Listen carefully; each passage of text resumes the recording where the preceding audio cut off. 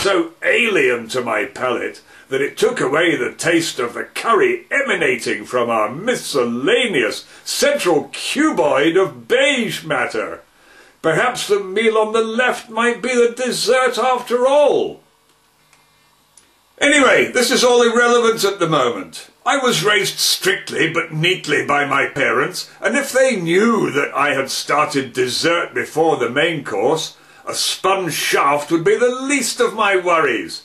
So let's peel back the tin foil on the main dish and see what's on offer. I'll try and explain how this felt. Imagine being a 12-year-old boy, Richard. Probably not difficult for you. Now imagine it's Christmas morning and you're sat there with your final present to open. It's the one you've always wanted. You know what it is. It's that wonderful iPod that you picked out the catalogue and wrote to Santa about. Here it is, your final present.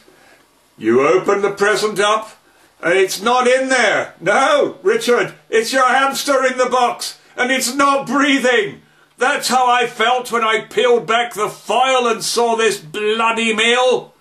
Now I know what you're thinking. You're thinking it's more of that bargee custard. I admit I thought the same too, but no, it's mustard, Richard. Mustard! More mustard than any man could consume in a... On the left, we have a piece of broccoli and some peppers in a brown glue-like oil, and on the right side the chef had prepared some mashed potato. The potato masher had obviously broken, and so it was decided the next best thing would be to pass the potatoes through the digestive tract of a bird. Once it was regurgitated, it was clearly then blended and mixed with a bit of mustard. Everybody likes a bit of mustard, Richard. By now I was actually starting to feel a little hypoglycemic. I needed a sugar hit. Luckily there was a small cookie provided. It had caught my eye earlier due to its baffling presentation. It appears to be in an evidence bag from the scene of a crime against bloody cooking. Either that or some sort of backstreet underground cookie purchased off a gun-toting maniac high on his own supply of yeast. You certainly wouldn't want to be caught carrying one of these through customs. Imagine biting into a piece of brass, Richard. That would be softer on the teeth than the specimen here. I was exhausted. All I wanted to do was relax, but obviously I had to sit with that mess in front of me for half an hour. I swear the sponge shafts moved at one point. Once cleared, I decided to relax with a bit of your world-famous onboard entertainment. Well, let me just say that it was totally unwatchable. I attempted to watch the film. After that I switched off. I'd had enough. I was the hungriest I'd been in my adult life, and I had a splitting headache from squinting at that crackling screen. My only option was simply to stare at the seat in front and wait for either food or sleep. Neither came for an incredibly long time, but when it did, it surpassed my wildest expectations.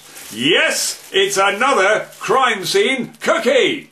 Only this time you dunk it in white stuff. Richard, what is that white stuff? It looked like it was going to be yogurt. It finally dawned on me what it was after staring at it. It was a mixture between the bargee custard and the mustard sauce. Now, it reminded me of my first week at university. I had overheard that you could make a drink by mixing vodka and refreshers. I lied to my new friends and told them I'd done it loads of times. When I attempted to make the drink in a big bowl, it formed a cheese, Richard, a cheese. That cheese looked a lot like your bargee mustard. So that was that, Richard. I didn't eat a bloody thing. My only question is, how can you live like this? I can't imagine what dinner round your house is like. It must be like something out of a nature documentary. As I said at the start, I love your brand, I really do. It's just a shame such a simple thing could bring it crashing to its knees and begging for sustenance. You have a nice day, Sir Richard.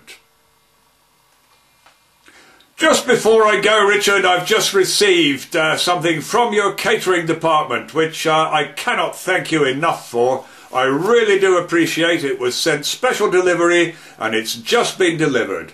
Now, whether it's actually meant to be delivered to you or to me, I don't know. But they've obviously got their alphabet soup together and they've sent me this.